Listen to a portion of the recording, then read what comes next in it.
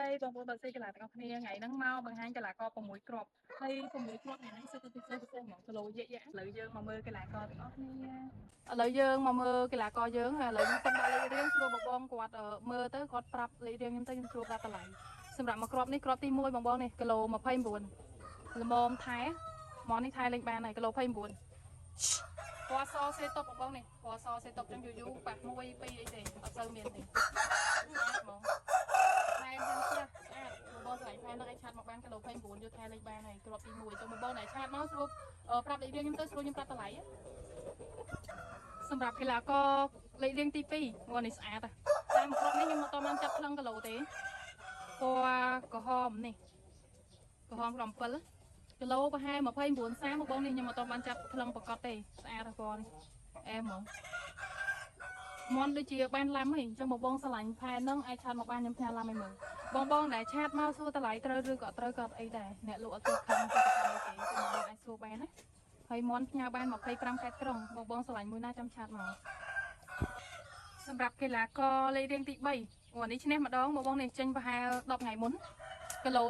33មើលទៅរៀងទូចទេតែទូចធំគីឡូ33ស្អាតអានេះឈ្នះម្ដងចេញប្រហែល10ថ្ងៃមុនបងចង់បានមន់ឈ្នះស្រាប់យកទៅលេងអាចមើលមួយក្រុមនេះបានគាត់ថារោមវាអត់សូវហាប់ស្អាតទេរោមវារៀងចន្លោះអត់សូវស្អាតទេ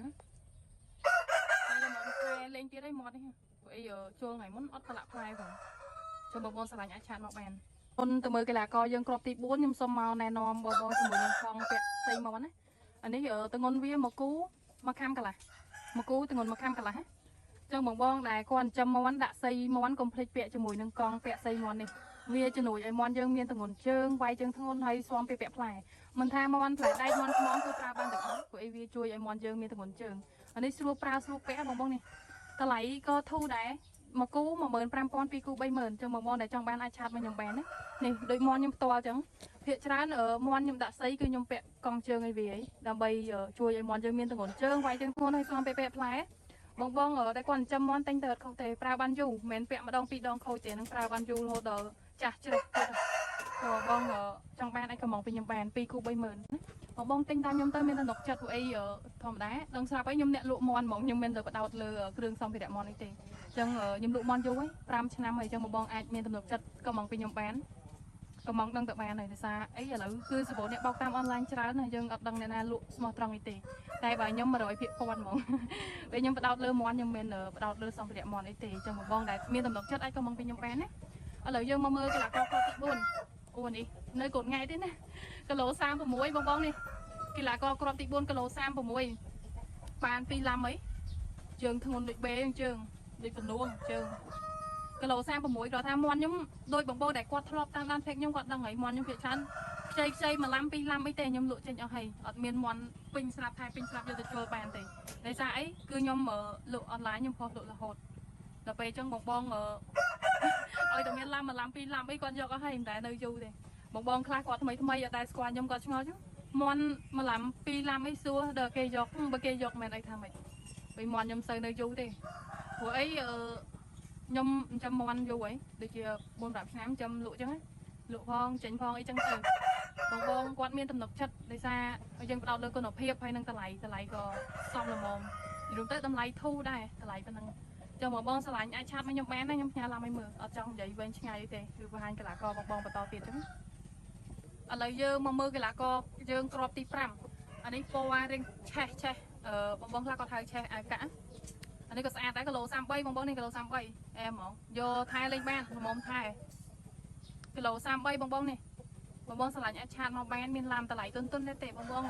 តែគាត់ថ្មី